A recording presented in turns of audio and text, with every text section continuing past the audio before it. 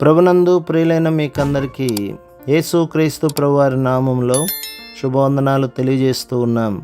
దైవజనులు బ్రదర్ భక్త సింగ్ గారి పరిచర్యలో నుండి దైవ మర్మములు. నవంబర్ 26.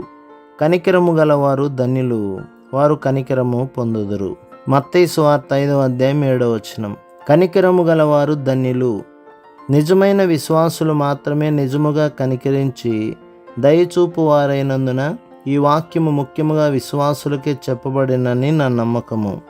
ఎవరికైనాను ఎచ్చటనైనను ఏ వేళ ఎందైనను ఇట్టివారే కనికరించువారు.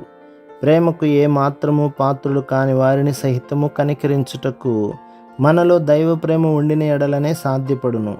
మనలో దైవ ప్రేమ లేనిదే మనమెంత ప్రయత్నించినను ఇది సాధించలేము. అందువలననే పరిశుద్ధాత్మచే దైవ ప్రేమ మన హృదయములందు కుమ్మరించబడుట అవశ్యమాయను. మానవ ప్రయాసము వలన, మానవ యత్నము వలన ఈ ప్రేమ ఉద్భవించదు. పరిశుద్ధాత్ముడే దానిని మన హృదయములందు పోయవలెను. అట్లయితేనే ఇతరులకు సహాయం చేయ బుద్ధి మనలో సహజముగా పుట్టి అట్లు చేయుట వలన మనకెంతో సంతోషమును కలిగించును. దైవ ప్రేమ ద్వారానే ఇతరులను క్షమించుట మనకు సులభమగును. నరులమైనందున మన హృదయములు తరచుగా కఠినముగా నుండును. కఠిన హృదయులకు క్రైస్తవులు అనేకులున్నారు. వారు ఏ ప్రేమ కనపరిచినను హృదయము నుండి కాదు, నోటితో మాత్రమే. ఇతరులు మనలను క్షమాపణ కోరగా క్రీస్తు నామమున వారికి కరుణ చూపుటకు మనకు అవకాశము దొరుకుచున్నదని నా సొంత అనుభవములో తెలుసుకుని ఉన్నాను. మత్తయి సువార్త 18వ అధ్యాయం 35వ వచనం. ఏమనగా దేవుని వాక్యము వారిని తాకినప్పుడు అనేకులు తాము ఎవరిని నొప్పించిరో వారి దగ్గరకు పోయి క్షమాపణ కోరి ఉన్నారు. అయితే అవతలి వారు ఒకప్పుడు ఇట్లు చెప్పుట కద్దు, సరే నిన్ను క్షమింతును, అయితే నీతో నేను మాట్లాడును, నిన్ను క్షమించుదును గాని మా ఇంటిలోనికి తిరిగి దయచేసి అడుగు పెట్టవద్దు. ఇదే క్షమాపణేనా? వారు నీకు విరోధముగా అనేక మారులు పాపము చేసి ఉండినను నీవు వారిని మనసారా క్షమించవలెను. మత్తయి సువార్త 18వ అధ్యాయం 21-22 చూడుము. కఠిన హృదయుడవు కాక క్రైస్తవుడుగా కరుణ చూపుము. ప్రభు నిన్ను క్షమించిన రీతిగా దయతోనూ కనికరముతోనూ క్షమించుము.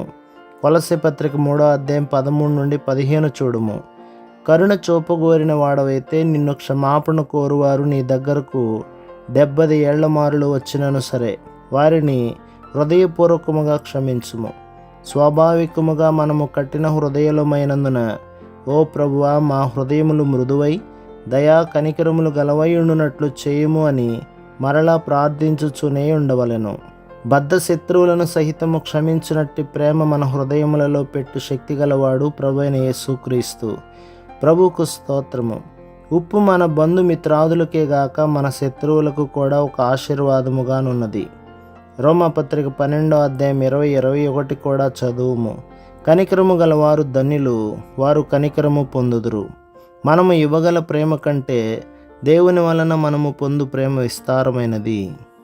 ప్రభు మిమ్మును, మీ కుటుంబమును, మీ సంఘమును దీవించి ఆశీర్వదించునుగాక. ఆమెన్.